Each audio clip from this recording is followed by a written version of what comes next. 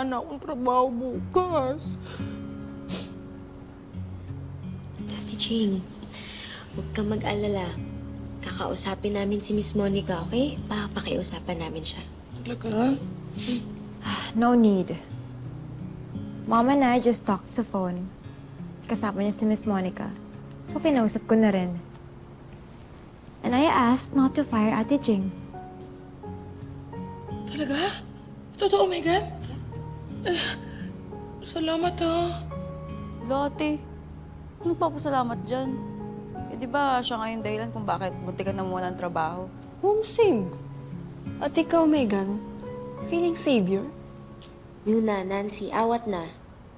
Hindi nang gawa ng issue to, oh. Megan, gusto ko lang linawin yung kanina, ha. Di ako nasa-celebrate dahil sa pagkawala mo. Nasaktuhan lang na nagpadala ng pagkain sina Nanay at Papsi. Okay. Okay? Hanip bago yun, ha?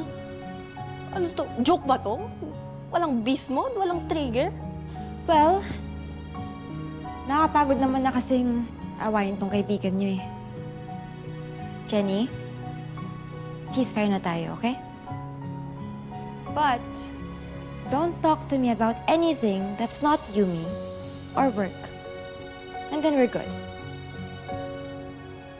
Okay. Kung yun naman yung gusto mo, eh. Totoo ba to? Ay! Yan ang gusto ko. Kung hindi nyo kayang maging magkaibigan, di wag na lang kayo maging enemies, di ba?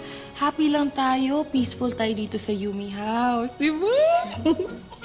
May trabaho pa ako. Uy, group hug nyo naman ako.